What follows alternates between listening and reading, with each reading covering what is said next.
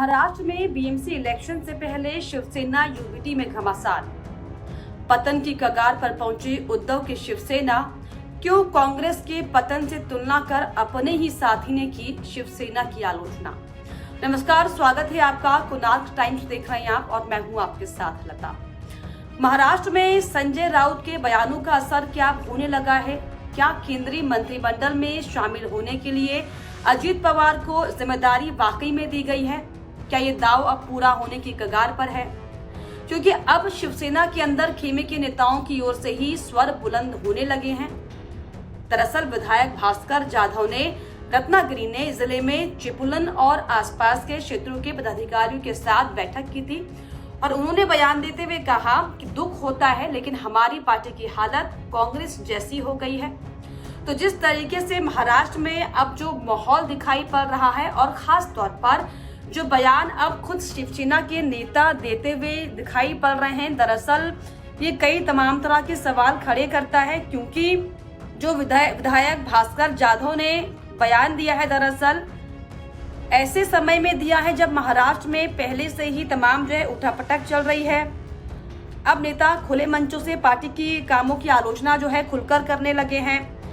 हाल ही में एक वरिष्ठ नेता और विधायक ने शिवसेना यूबीटी की तुलना कांग्रेस की हालत से हालांकि जो जिस तरह से की है, इसको लेकर भी अब सवाल खड़े हो रहे हैं। शिवसेना यूबीटी की तुलना कांग्रेस की हालत से कर दी और खास बात ये क्योंकि ये ऐसे समय पर हो रहा है जब मुंबई में बीएमसी यानी कि मुंबई महानगर पालिका की तैयारियां जो है चुनाव की वो जोरों पर हैं और अब ऐसे में शिवसेना के अपने ही साथियों की तरफ से पार्टी पर सवाल खड़े करना कई तरह के संकेत दे रहा है। दरअसल एक बैठक में कहा उन्होंने कि ये दुख होता है देखकर, लेकिन हमारी पार्टी की हालत कांग्रेस जैसी हो गई है। हमारे पास काम नहीं करने वाले पदाधिकारियों और नेताओं को हटाने की हिम्मत नहीं है। वरिष्ठ नेताओं और पदाधिकारियों के सुझाव सुनने वाला कोई नहीं है। और इसके अलावा दरअसल उन्होंने ये भी सुझाव दिया कि पार्टी के पदाधिकारियों का निश्चित कार्यकाल होना चाहिए।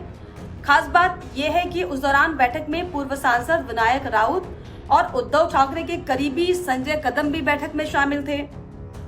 जाधव ने कहा कि हमें गलत फैसलों पर विचार करना होगा और आगे की प्रक्रिया बेहतर करनी होगी। ये संगठन को मजबूत करेगा और आगामी चुनाव में अहम भूमिका निभाएगा।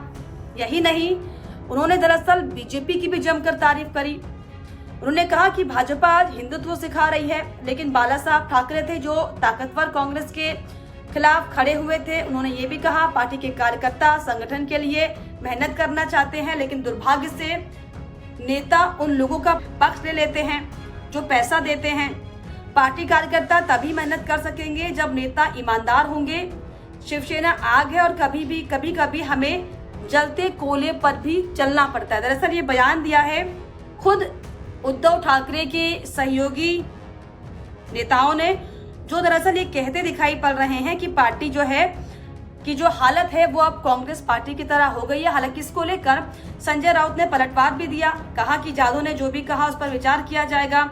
उन्होंने कहा कि ऐसे समय पर वरिष्ठ नेताओं को देखना चाहिए कि क्या बोल रहे हैं। वो जाधव की तरफ से पार्टी के काम करने के तरीकों पर सवाल उठाए जाने से हालांकि नाराज भी दिखे, लेकिन इससे क्या पूरी महाराष्ट्र में और खास तौर पर शिवसेना में तस्वीर साफ होने लगी है क्या? क्योंकि जिस तरीके से पिछले लंबे समय से जो महाराष्ट्र में उठापटक चल रहा है, जिस तरीके से बयानबाजियों का दौर जारी है, नेताओं के आने जाने का दौर जारी, और अभी हाल ही में जिस तरीके से जो बयान संजय राउत की तरफ से दिया गया था कि अजित गुट को दरअसल जिम्मेदारी दी गई है कि शरद गुट के नेताओं को तोड़ा जाए, उससे जो है उन्हें केंद्रीय मंत्रिमंडल में जगह मिलेगी। तो क्या न सिर्फ शरद गुट बल्कि महाविकास अघाड़ी को तोड़ने का भी काम हो रहा है क्या शिवसेना के नेताओं को भी तोड़ने की कोशिश की जा रही है? क्योंकि जिस तरीके से जो नेताओं के बयान बार बार साफ तौर पर सामने आते हुए दिखाई पड़ रहे हैं। शिवसेना साफ कर चुकी है कि बीएमसी चुनाव वो अकेले लड़ेगी।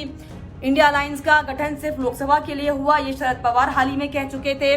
तो जो माहौल महाराष्ट्र में साफ तौर पर बनता हुआ दिखाई पड़ रहा है और जिस तरीके से अब जो जाधव का बयान आया है कि कांग्रेस जैसी हालत जो है शिवसेना की हो गई है, इसको लेकर ये साफ समझा जाए क्या कि अब शिवसेना के नेताओं पर भी जो है सेंधमारी करनी शुरू कर दी है क्या? इसीलिए अब जो है बागी तेवर शिवसेना के दिखाई पड़ रहे हैं, जो अपने ही जो आला नेता हैं उनके कामों की आलोचना कर रहे हैं। इन तमाम मसलों पर क्या आपको लगता है कि क्या अब वाकई जो है महाराष्ट्र में सियासी भूचालों के साथ एक और नया भूचाल अब जुड़ गया है? क्या शिवसेना यूबीटी में भी अब हलचल होनी शुरू हो चुकी है? क्या आपको लगता है? हमें कमेंट बॉक्स में जरूर लिखिएगा। इसके अलावा हमारे चैनल को लाइक, शेयर एंड सब्सक्राइब करना भी ना भूलें।